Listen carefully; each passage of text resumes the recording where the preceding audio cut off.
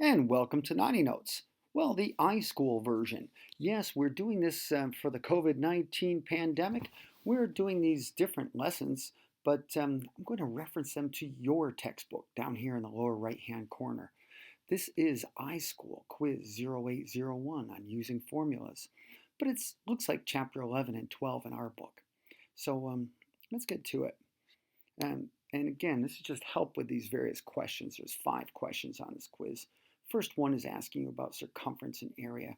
And I want you just to have this visual. This is what circumference means. I'm going to take a circle and I'm going to rotate it 1 complete revolution. That is the exact distance this circle will travel in 1 revolution. If I took the rim of that wheel and straightened it out, that's the circumference right there across the bottom. Pretty cool, huh? And all right, so as a result, I've got these 3 formulas. Well, the first 2 are really the same because twice the radius is the diameter. But if I'm going to be, suppose I'm given this, hypothetically, well, then I'm going to say, golly, I guess that the circumference, I'm going to use the second of the 2 formulas because it's 50 times pi, 50 pi millimeters. Notice it's a linear measurement. How long is that thing? 50 millimeters. Now, for the area, remember, if you're given a diameter, remember to cut it in half. Make it a radius, pi r squared. And as I square the unit, I am going to also get square units. I square the 25, and I also square the millimeters. So 625 pi square millimeters. Well, that's pretty straightforward. Let's see what the other 4 problems bring. Oh, okay, that's one. All right, in this case, you're going to perform, you've got a, you've got this cylinder, and we want to find the volume. Now, any prism at all, has a volume, area of the base, times the height. Doesn't matter what the shape is. If it's a circle, it could be a pentagon, octagon. It's the area of the base times the height. In this case, that base happens to be a circle, pi r squared. If we went to this particular model, going live to the model we built here, see, I'm just taking that circle and I'm extruding it.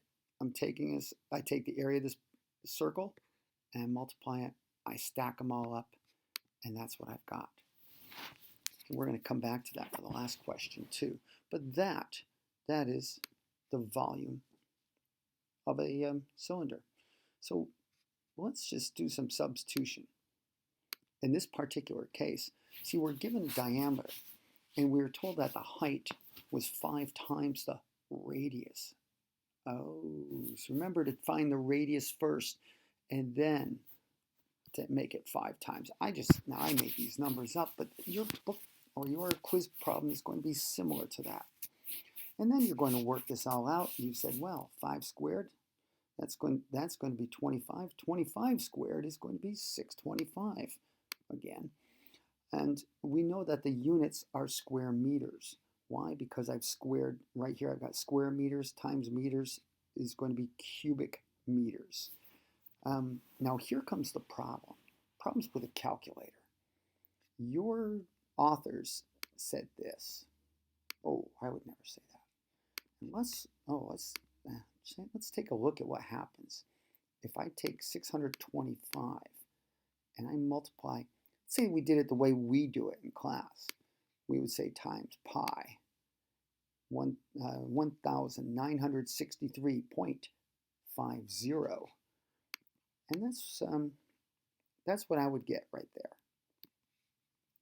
But let's suppose we did it the other way. And we're going to say 625 times 0.14. Yikes. Look at that. It's off by almost exactly 1. You are going to get this answer. Now, normally in my class, this is what we do. But I am sorry, I did not write this. This is the answer you're going to put down. Please, please follow the instructions. If they say 3.14, they mean 3.14. I don't think it's a very good practice, but we are following their rules, and can't wait for things to get back to normal. All right, let's go to number 3. Okay, the soda can problem. This is blah, blah, blah about a soda can. You know, then you don't even have to pay attention to that. Just there's 2 things we know from section 12.5 and I think 12.6 respectively. We know that the volume of the cylinder is pi r squared h. But we also know the volume of a cone is 1/3 pi r squared h. Well, if you just want to get the answer right, take this and divide by 3. Easy squeezy. But if you want to actually understand it a little bit, let's change this model to this model. Now I made a little something for you here. I've got this little disc, looks like a sundial, and watch what we do here. Because we are going to demonstrate a solid of revolution. And I'm going to take this and I'm going to follow it. I'm going to rotate it around, boom, shakalaka, as they say. And have a look at that. You've got a cone inside a cylinder of exactly the same height. Now, the point of this exercise is just so you can see what it looks like. And really, this is just like a pyramid inside a prism. If it's got the same base, it's got the same height. This cone is exactly 1/3 of the cylinder that it fits inside. Exactly 1/3. Okay, that's kind of fun. Okay, well, that one was easy. How about number 4? Oh my God, it's the same question. It's the same question, but well, I drew you a couple pictures there, but let's go live. Let's go from this one and let's change it to this model.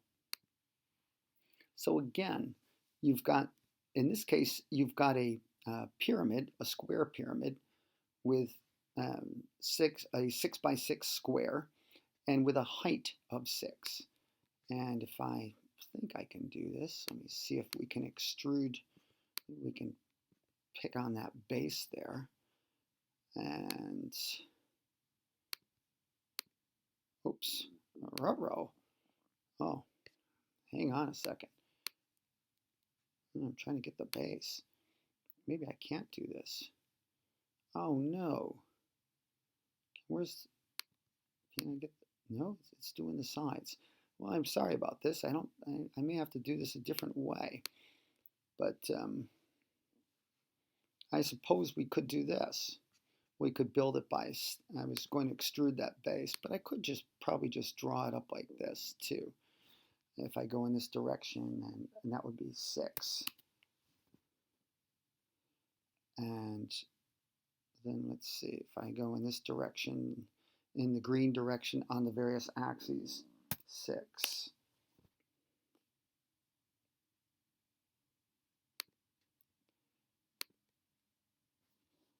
I think we could probably draw this figure in.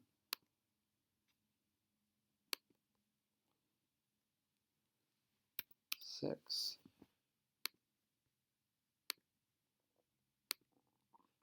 Hey, not so bad, huh? So there we go. We put it together, a little bit of stick frame, and you can see that what we've made, we made a cube around this pyramid.